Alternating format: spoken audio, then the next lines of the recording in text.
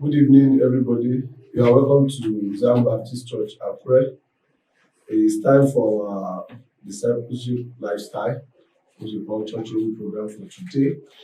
And what we'll be discussing today is the law breakers. The law breakers. Let us pray. Our Heavenly Father, we bless your name for today. Thank you, Lord, for your grace and mercy over our lives. We thank you, Lord, for the opportunity to come and learn at your feet once again. The word says, the entrance of your word giveth life and light. Father, we pray life indeed shall be our portion after this study in Jesus' name. Father, we pray both the hearer and the listener shall be blessed at the end of this message in the name of Jesus. In Jesus' mighty name we have prayed. Amen. Thank you very much. We are discussing the law breakers in our CTP today. And before we continue, our aim is in 260. I want to sing the first verse and the refrain. When we walk with the Lord in the light of His word, what a glory He sheds on our way. While we do His good will, He abide with us still, and with all who we trust and obey.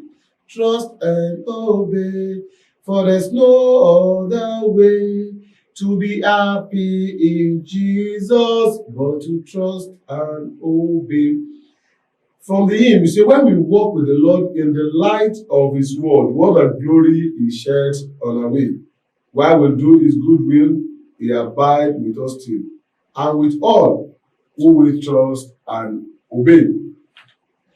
Our discussion today is going to be explaining the law of God in relation to man-made law. What is the relationship between the law of God and the law of the land and the law of the government? At the end of the study also, we are going to be able to differentiate between the punishment attached to breaking God's law and man-made law. And thirdly, we will discuss who are the law breakers. Who are the law breakers? Law breaking can be likened to the word disobedience to the law. And it is generally said that ignorance is not an excuse in law, because you are expected to know what you are supposed to do. Even though if you are ignorant, that does not exonerate you from the attached punishment to whatever offenses you have committed. It comes in different forms. It is an act of omission or commission. Omission in the sense that probably you don't even know what you are supposed to do. Commission in the sense that you know that this what you are doing is actually wrong, and you still decide to go ahead and do it. So it is what is committed against a person, a group of people, or the state. It is either criminal act or civil wrong. We shall focus on understanding who a lawbreaker is and the consequences of breaking the law. You will see that even as an elder at times, when you are doing something wrong and a young teenager just come across you and say, "Oh, daddy, what you are doing is wrong," I don't think you will feel okay, because that conscience in you is telling you that yes, what you are doing is wrong because you are breaking a particular law. Point number one, the law of God and man-made law. Let us read the Bible, Genesis chapter 1. We are going to be reading verse 16 and 17. Genesis 1, verse 16 and 17. It goes to us. And God, who made two great lights, the greater light to rule in the day, and the lesser light to rule in the night, He made the stars also.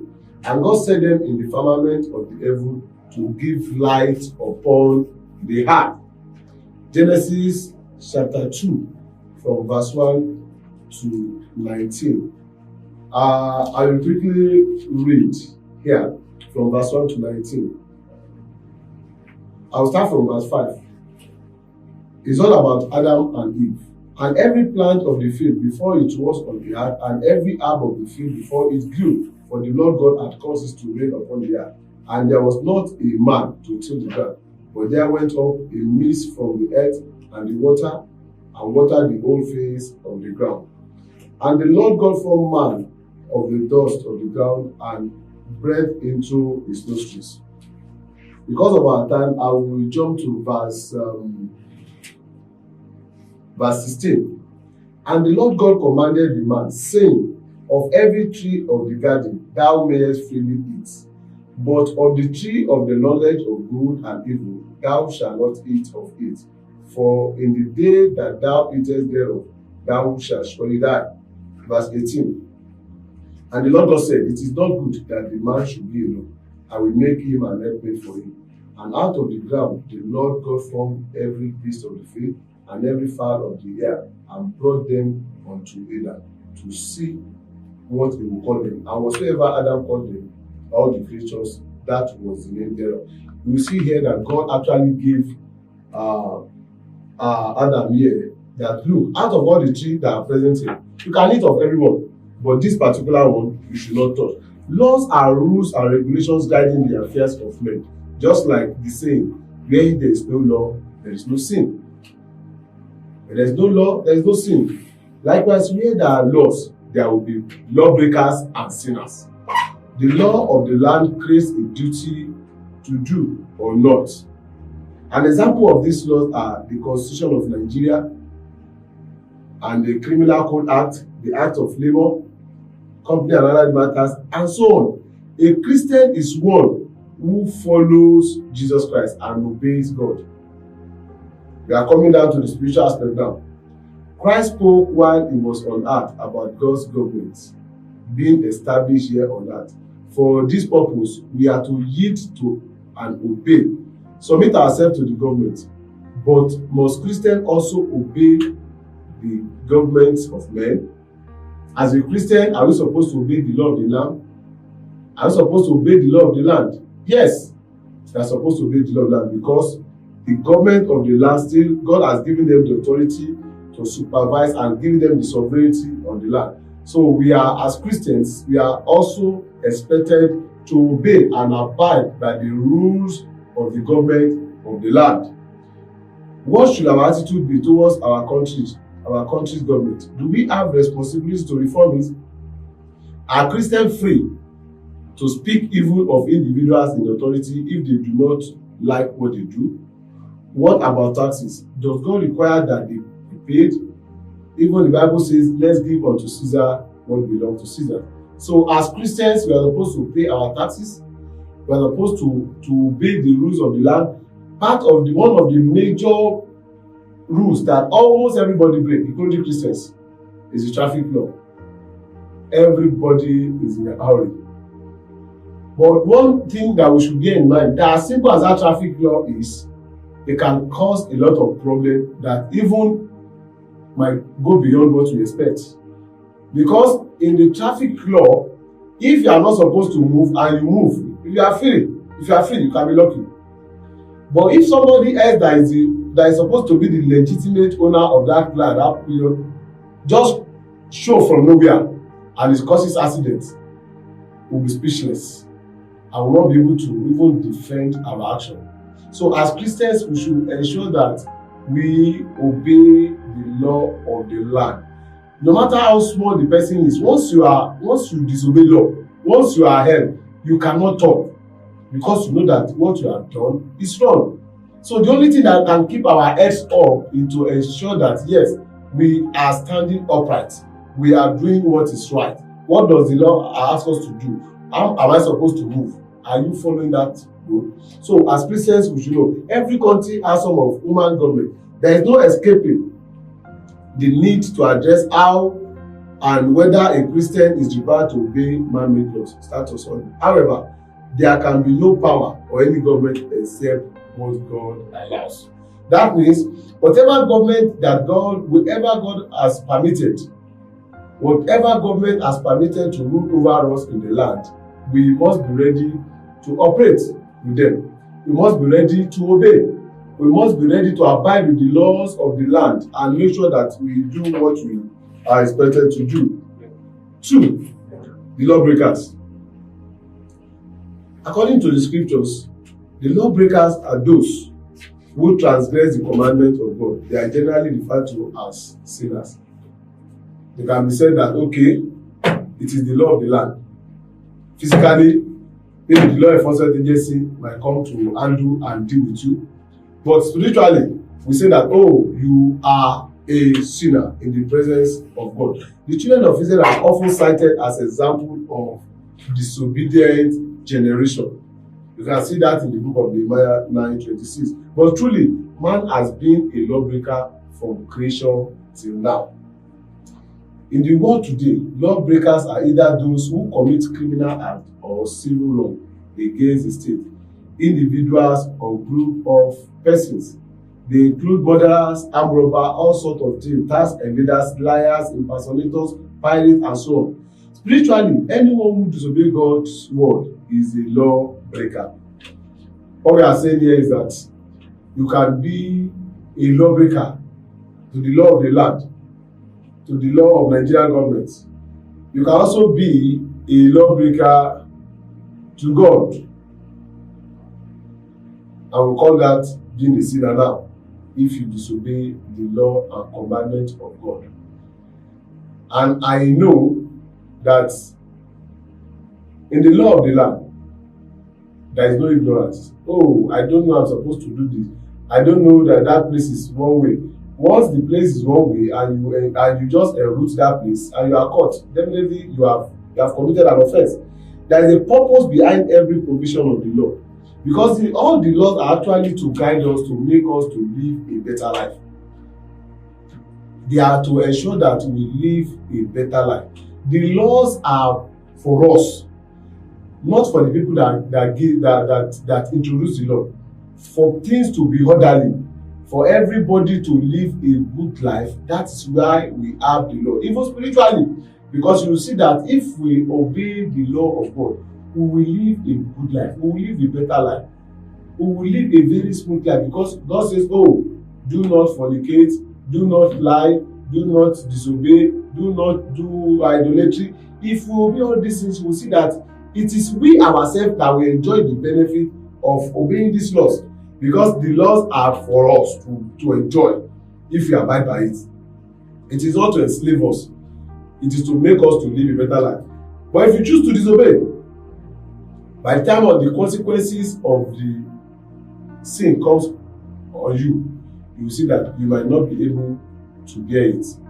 So, thus we are to give to our country what belongs to it. We are also to give to God what belongs to God. People disobey traffic regulations in a daily basis. These offenses range from not having the relevant and complete papers. Most of us, that is what we do, and this is not supposed to be as Christians. All these are law-breaking acts, and it should not be found amongst us, particularly as Christians. It should not be found among us as Christians. Because you can't say, oh, because you are going to a church on a Sunday morning, you have been just stopped by a law enforcement agent. Sir, good morning, sir. Can you have your particulars or your driver's license? You are telling the person, oh, I'm rushing to the church.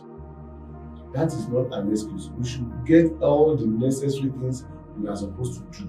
All the things that the Lord requires us to have, we should have them. We should have them. There is this funny thing that a lawyer for a policeman just told the man, oh, I'm a pastor, I'm rushing to the church. And he asked him to open his Bible, I think the book of Matthew, that look, you better settle with me here quickly. Because even as a pastor, you have not demonstrated that you are a law-abiding citizen. And this should not be seen of us that are children of God. So no Christian is obligated to suffer as a murderer or thief murderer. No Christian is required by God to suffer for doing anything immoral or evil. Even if we are being wrongly persecuted, insulted, we are called to good and moral conduct. We are called to good and moral conduct. There are some questions we are going to discuss at the end of the day. We have 3 of them. So by the time I finish the presentation, I'm going to throw the question for us to have a discussion. Then point number 3, punishment of lawbreakers in the Bible. Anyone found guilty of an offense is liable to punishment. The punishments are for breaking laws, are enshrined in the law, creating the offense, and as finally determined by the court of law after trials. The various types of punishment that exist in the law of the state include death sentence, life imprisonment, time of imprisonment. Our God is a just God. He is a forgiving Father, but He punishes us sometimes to bring us back to Him. Because the grace we may have in the presence of God, even when we disobey at times and we come back and say, "Oh God, have mercy on me, oh have mercy on me, I will not do that again." That does not apply to the law of the government. Once you have erred, definitely the rod of the Lord, the weight of that offense will definitely come on you. So we can see from the scripture that He either declares an instant judgment on the lawbreakers or places a curse on them. Another thing is, as to punishment of breaking the law of God, is that there is a place of warning and repentance, no matter the offense, which, if not forsaken, can avert punishment or curse from God.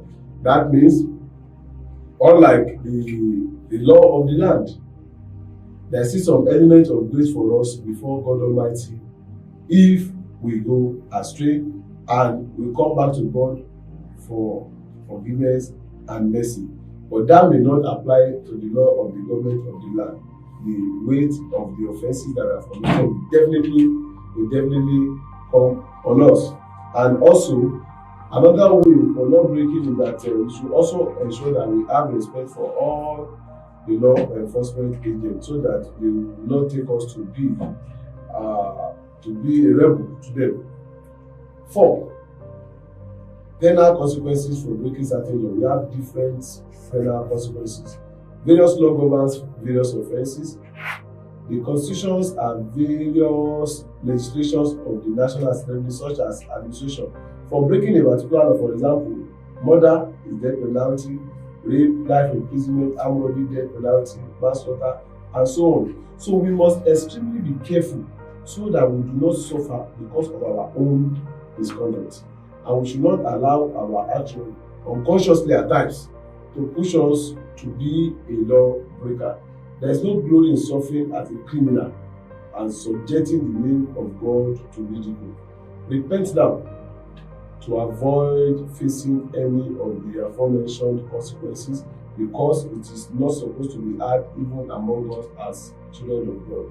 Now, it is possible for a man to be a lawbreaker before God, but a lawkeeper before men. It is important for us to seek knowledge about laws in order not to break them, as ignorance is not an excuse.